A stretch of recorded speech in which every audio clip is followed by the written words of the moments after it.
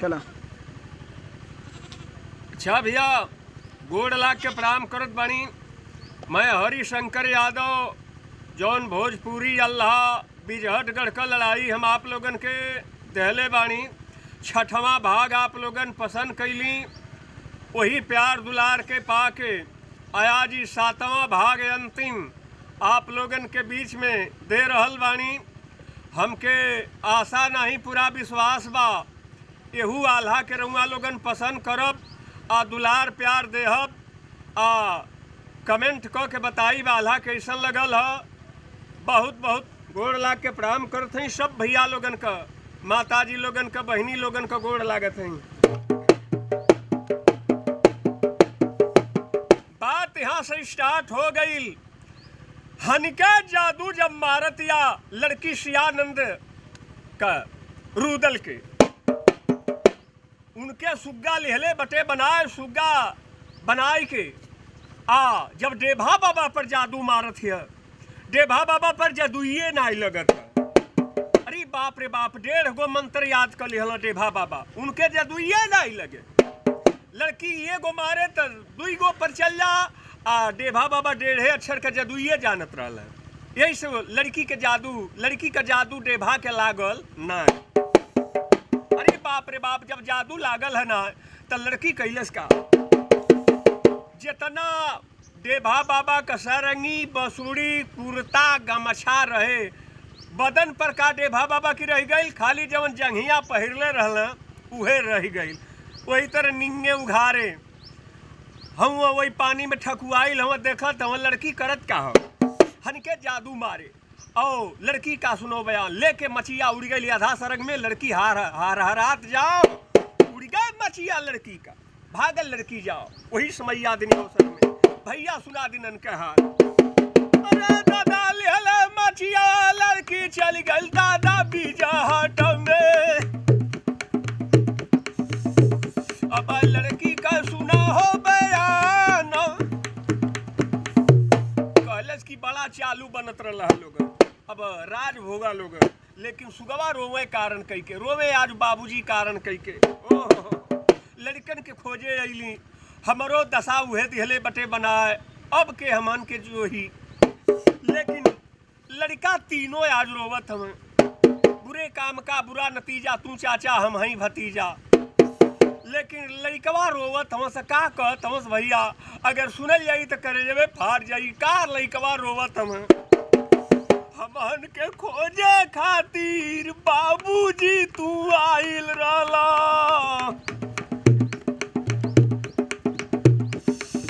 अरे तोहरियो पर आफतिया पड़ल हो बड़िया रे, के करी दुआरा कटाटिया बनल जाई। अब हमन के सूझतिए नहीं बाऊ पाई, तीनों है सुगनवा टेव टेव कई के रोवत बाड़े। बाबूजी रोवत बाड़े जरवा बेजारी, भौजी सोनवा कैसे महोबा में रहबू, कैसे रही है आजू डेभा बाबा हो हमार, कैसे का भैया आल्हा हमार रही है।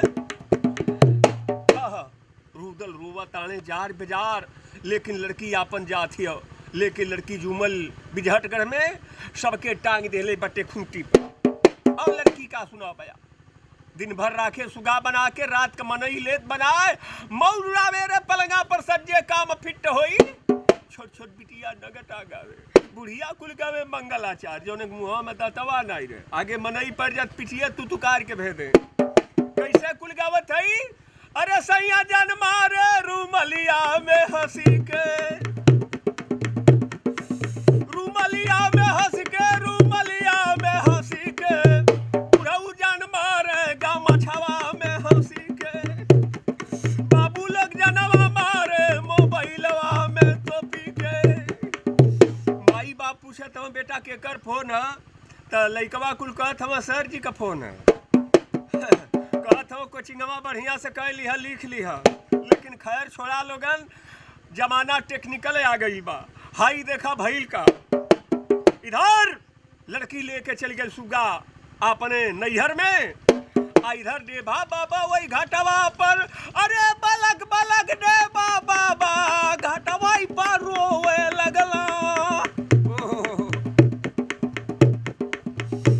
आज देवा कहल बाप रे बाप, हे भगवान कवनो उपाय रे दादा नहीं सूझत बाड़ी, के करी दुआरवा कटाटिया बनबई। माई दुर्गा के याद कैला, हे माई दुर्गा अब हम उघारे बाणी कहवा जाई। ये माई आई प्रगट हो गईली दुर्गा माँ, कलिया बाबा देवा चल जा सोनवा रानी की लग गए। सोनवा रानी से जाके कहत हम बनाए, कहला ये भौजी सोनवा सुन ले बात हमार। जब जात हुआ त सोनवा रानी जब देभा के देखतिया उघारे आवत त सोनवा रानी थपरी बजावे लागल। कलस का हो ई कैसन उघारे आवत हवा, कपड़ा लत्ता नाई रलका तोरी घरवा। त देभा बाबा सगरी बात बतलौला, कहला कि गई रही हमी बिझट में रूदल भैया के साथे आवत रही हमी, लड़की हनके जादू मरले बाटे, रूदल के सुग्गा लेहले बटे बना, सुगा बना के लेके चल गई बिझट में। भौजी सुनला बात हमार, हमहू के सुग्गा बनावल चहलस है, लेकिन जौन 1.5 गो अक्षर जादू हमके देले हऊ उहे आज हमार जान बचा लेहलस है। रानी सोनवा जब बात के सुनलस, अरे बाप रे बाप तैश में आ जाती है। कहलस कि वो कर हिम्मत हो गई कि तोहरी हमारी देवर के सुगा बना लेहलस, बेटा के सुग्गा बना लेहलस। सगरी बात जब देभा बाबा का सुनलस है तो सोनवा रानी फूलवा कुसुमावती कहली सकी चल लेके हमके चला बिजहट में। दशा गई रहा है, अरे सोनवा रानी दादा लेके बारतिया चलली मोहबा से। फुलवा दादा साजती बाबा राती, सजले बारतिया कुसुमा रहली बेटा कम। बिजहट में चल के करल जाई हो बिया, देखल जाई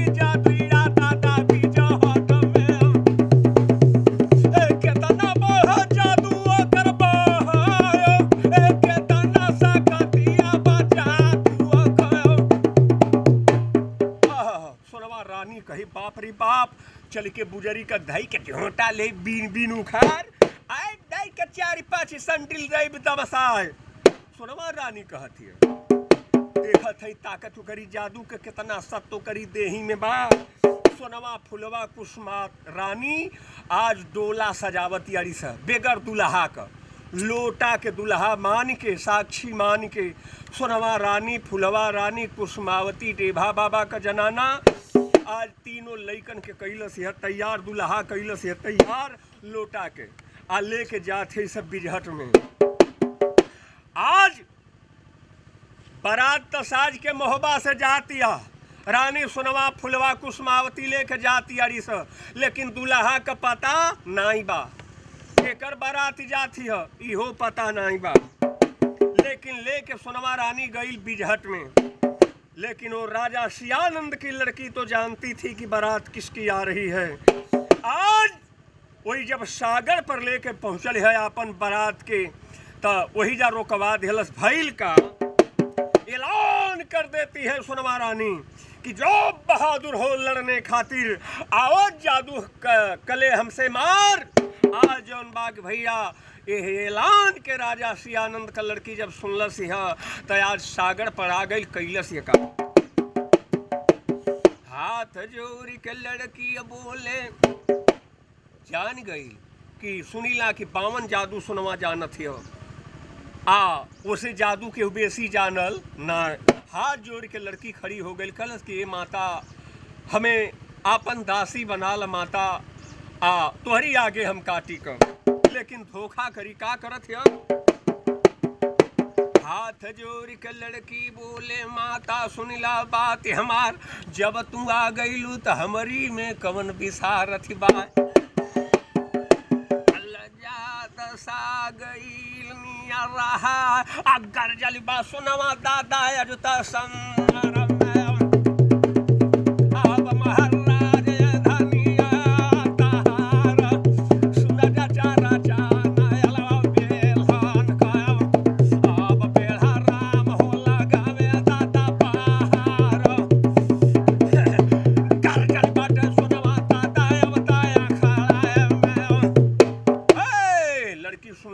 मार तो एक काम कर, जेके जेके सुग्गा बनौले है पहले आदमी बनाव। लड़की कैलस का इंदल अमरजीत पथरेंगा के टप देने आदमी बना दिहलस। रुदल के आदमी जब दिहले बटे बनाए, रानी सोनवा से हाथ जोड़ के कहत है लड़की ले ला हे माता आज आ लेके अपने मोहबा में चल जा, सज्जे काम फिट हुई जाए। कहलस कि नाही तो से शादी हुई। लड़किया तो राजी हो गई, लेकिन ये जवन जवन बात कहल जाताड़ी एकदम मानत जातिया। लेकिन आज भइल का देखा लोगन, अब लड़की धोखा करी। ई भइल कि भाई बिहने शादी करी हर ठाट से, आज के रात तो हमें मौका दीजिए, जरा बारात के जलपान करे खातिर के तैयारी कैली। लड़की आज धोखा करने जा रही है। कैलस का रुदल इधर मन में करे विचार, आज भौजी आ गईलू तो चिंता कोनो बात कहना बात। लेकिन बेटहा के भीड़ कब तक पड़ेले, जबलक बारात खैले पियले ना रहेले तबलक पड़ेले। बेटिया के भीड़ कबलक पड़ेले, जबले बारात दुआरे पर ना आइल रहेले, खैले पियले ना रहेले तबलक पड़ेला। आधा भीड़ खत्म हो जाले जब बारात खा पी के सूत जाला तब। आ लड़की इधर का करतिया, अरे दादा बन के नगिनिया लड़की महलिया में घूमत लागल। आज लड़की दागा करती बाटे मारी, निकल गई लड़की दादा बदशाह का।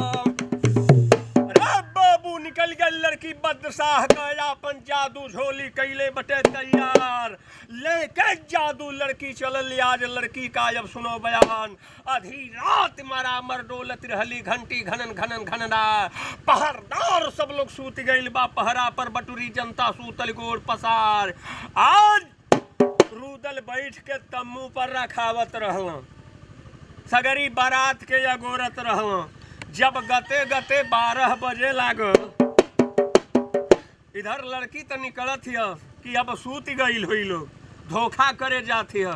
लेकिन इधर भइल का, जब गते गते 12 बजे लगल तो रुदल सोनवा रनिया के जागावत मां। काला भौजी मान जैबू बतिया हमारा, आया जुना भैया हमके तामुआ में लागत मां।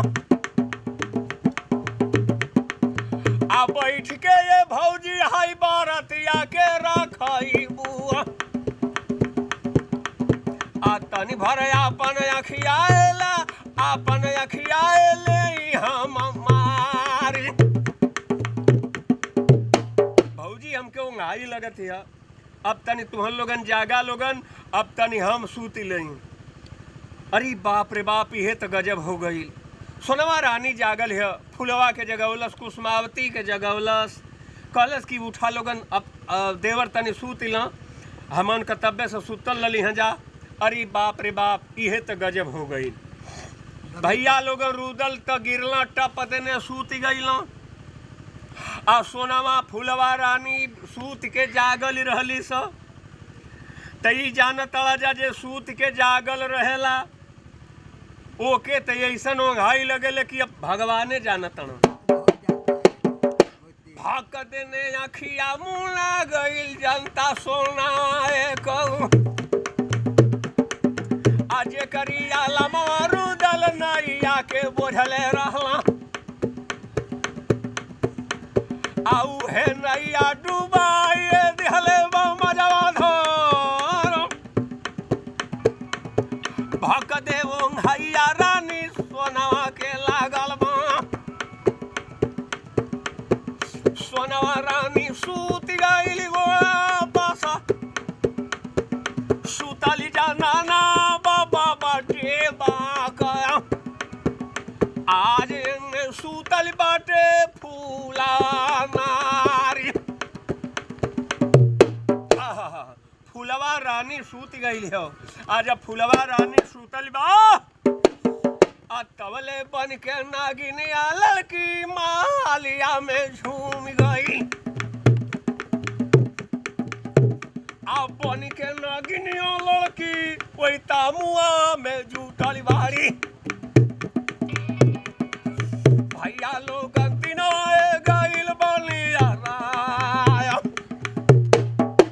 करत का बा, देखत हिया कि सब लोग सूत गइल बा। हरि के जादू मारतिया।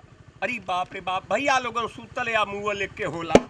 हरि के जादू लड़की मारे, एक जादू पूर्व दिया चला, एक उत्तर, एक दक्षिण, एक पूर्व, चारों दिशा के बांध दियलस।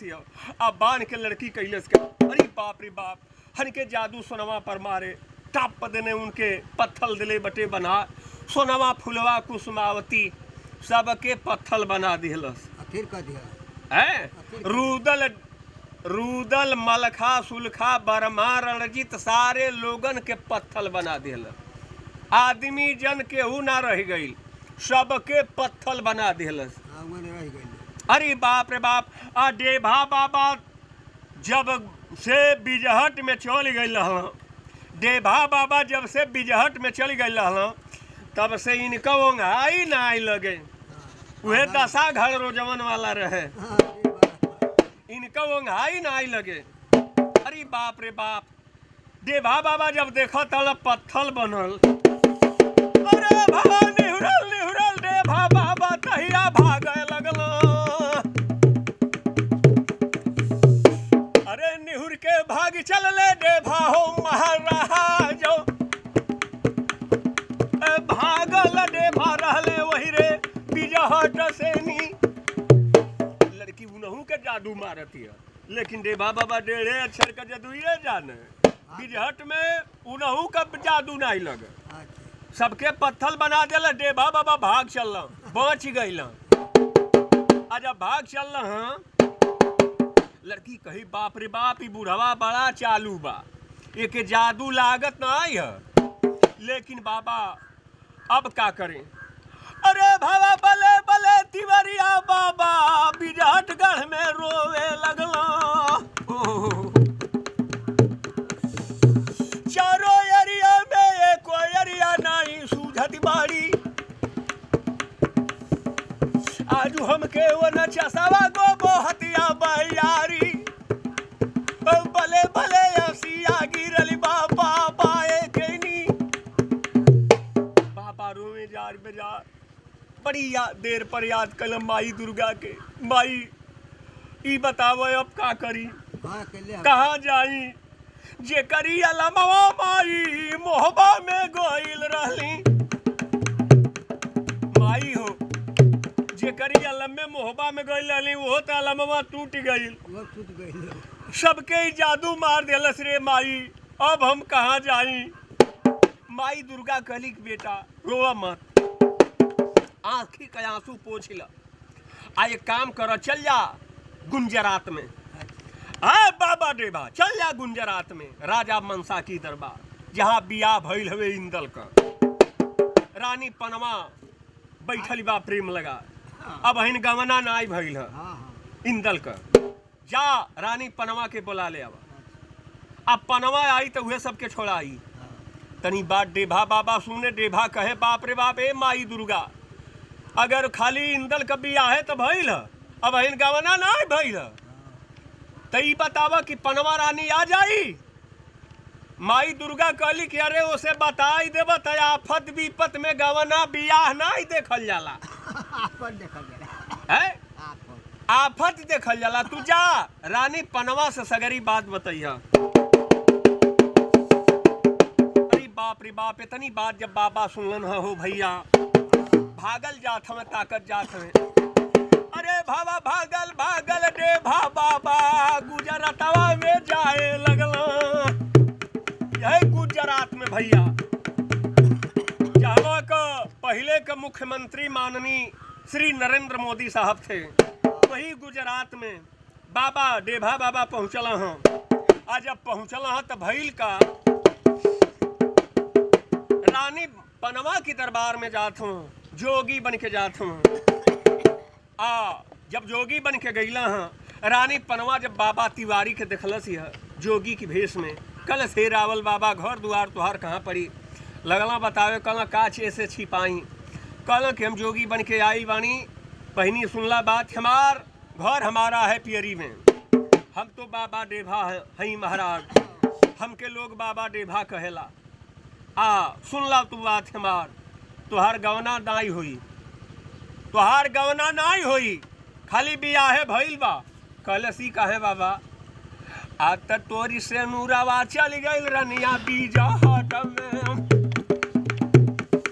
अरे राजा हैसिया नंदा दरबार नौआ भुलाई जइबू अपनी मारा देख।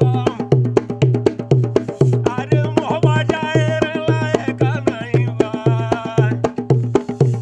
ओ वना मिलन होई तोहरी स्वामी से।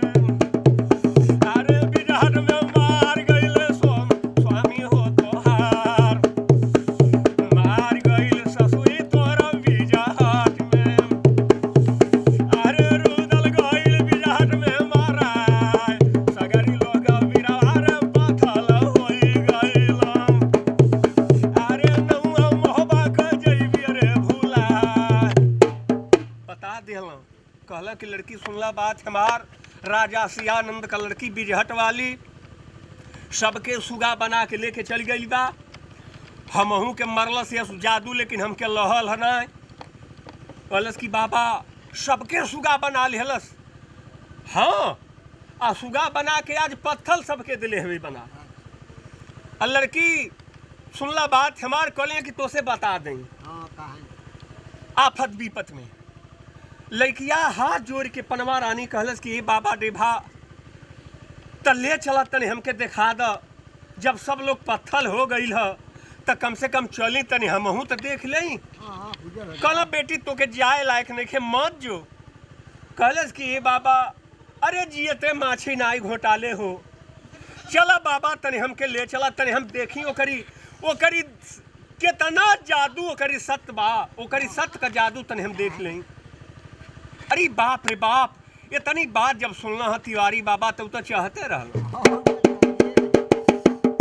लड़की कैलस का पूरन खटोला लड़की बनावे। बाबा डेभा के कहलस कि भाई बैठा है खटोला पर। आय अपने लड़की लेके भागत जाते वही बिजहट में। आ जब बिजहट में जाते भाई साहब तो भइल का दशा गईल निया रहा है कैले लाना बाकी जहाट में। लड़की सुनला बात हमार कितना कहाँ बाड़ी। अरे बुजरी धाई के झोंटा तो बीन बीन ले बुखार आया है जो। आओ चारों ओर से बुलाहट हो गई। लड़न का सीटी लड़की दिहले बटे बजाए बाजे सीटी लड़ने का। डार चारों ओर से चिल्ली। कौनो कहे कि धाई के भाला पर टांग ले सारे लाद फाड़ के मर जाए। आ कौनो कहे सारे कर खपड़ो ये दाब खोपड़ी फूटी फचाक फचाक। जानो से देसियवा खरबूजिया। जब सीटी बजा दिहला से पनवा रानी लड़ले का भइल का। पनवा रानी कैलस का कूदे कन्हैया काली दह में। जैसे लंका कूद गए हनुमान वो तरह से पनवा रानी कूदल समर में। आ कैले का जादू को मार कर रखे। के जादू मारे। एक जादू पूरब एक दक्षिण दिया चला, एक उत्तर एक पश्चिम, चारों दिशा के बांध दिया। जे घेरा के अंदर आवे सबके पत्थल बना दे। लड़की देखत या कहले रे बाप रे बाप, इ त जादू में हमरो से गम अपारी बा। वही जैसे लगली जादू मारे। आइहो पनवा रानी जादू मारत है। भइल का हन के जादू पनवा रानी मारे। दादा सुना दिनन के हाल। उधर राजा सियानंद का लड़की मारतिया, इधर मनसा सिंह का लड़की मारतिया पनवा रानी। तब भइल का अजबे जादुइया रहल न पनाए कहनी। अब भैया सुना जाती ना नावन का हाल। हनी के जादुइया मारती बाल लड़किया के ने। टॉप देने उनके दिहल सी बकरी बनाया। बन गई बकरी दादा बिजहट में। के जादू मरलस टप देने बकरी दिहले बटे बनाए। सियानंद की लड़की के सूरज नंदनी के टप देने पनवा रानी बकरी बना दिया। 4-5 गो बकरा बना के छोड़ दिया। लगल से बे बे बे बे करे। आ लगली बकरी बन के बीवी आए वही बिजहट में। हाथ जोड़ के अपनी भाषा में कहतिया। कहलस की बहनी माफ कर दो। तोहरी आगे हम जादू में फेल हई। लगली बिनती करे पनवा रानी का। कहली कि तोके छोड़ब एक शर्त पर। पनवा रानी कहती है छोड़ब एक शर्त पर कि सबके पहले जिंदा कर। अरे बाप रे बाप, लड़की की बात सुन के, आज मनसा राजा की लड़की की बात सुन के शियानंद का लड़की सबके जौन बटे की जादू मार के आ सबके आदमी बना देलन।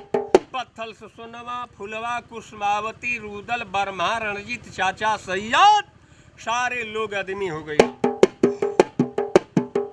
आज जब सगरी लोग आदमी हो गई, इंदल जब देखा था पनवा रानी के, रुदल जब देखल, सारे लोग देखल, तब कहल रुदल कहता कि धन धन पतोहिया हमार बारू गुजराता कहूँ